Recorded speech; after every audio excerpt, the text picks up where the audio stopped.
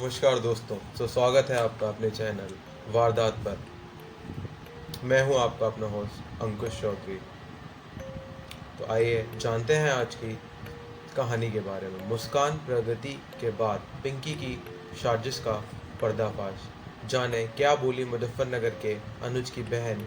उत्तर प्रदेश में मेरठ के सौरभ राजपूत हत्याकांड के बाद बिहार में औरैया के दिलीप हत्याकांड ने लोगों को झकझोर कर रख दिया और अब उत्तर प्रदेश के ही मुजफ्फरपुर में अनुज कुमार का मामला सामने आया है, जिसे उसकी पत्नी सन्नो उर्फ पिंकी ने कॉफ़ी में जहर देकर मारने की कोशिश की है।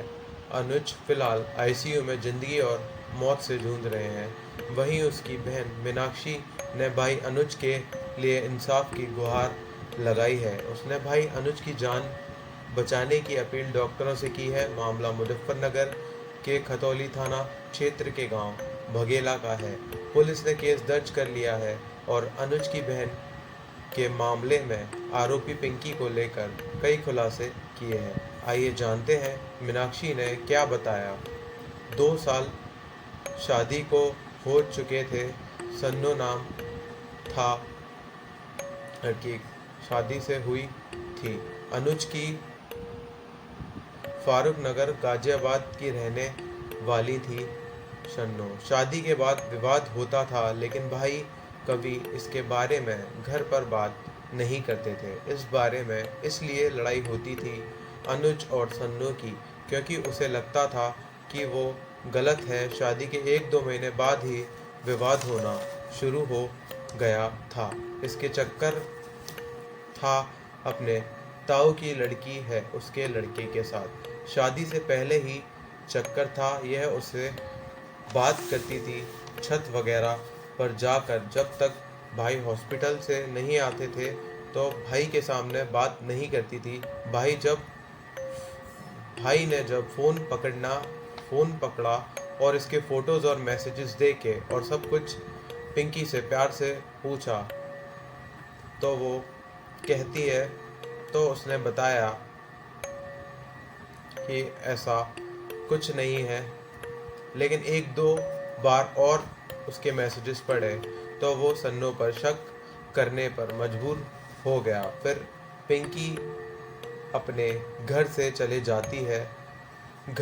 जाती है तो अनुज लेने नहीं जाता। अनुज बोलता है कि मुझे तलाक चाहिए, पर पिंकी अनुज के घर ही रहना चाहती थी और अपनी सफाई में बोलती है, जो था वो शादी से पहले था, अब मेरी तरफ से कुछ नहीं है। अब मैं तुम्हारे साथ रहना चाहती हूँ, घर बसाना चाहती हूँ। अनुज पत्नी को वापस घर लेके आ जाता है।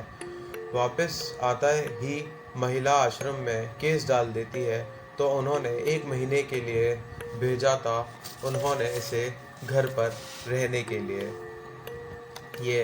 ये ससुराल आती है और सासू माँ से बोलती है, अगर मैं आई हूँ तो किसी कारण से आई हूँ।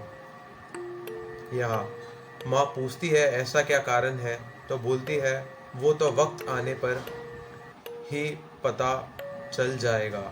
25 मार्च को अनुज हॉस्पिटल से वापस आते हैं तो कॉफ़ी में जहर मिलाकर पिला दिया जाता है। अनुज की तबीयत खराब हो जाती है और वो सीरियस हो जाते हैं। उन्हें हॉस्पिटल ले जाता है और आईसीयू में एडमिट कर दिया जाता है।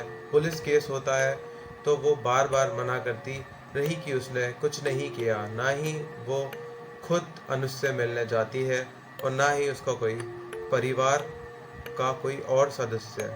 सीधे वो अपने परिवार वालों को थाने बुलाती है और उन्हीं के साथ रहने के लिए चली जाती है।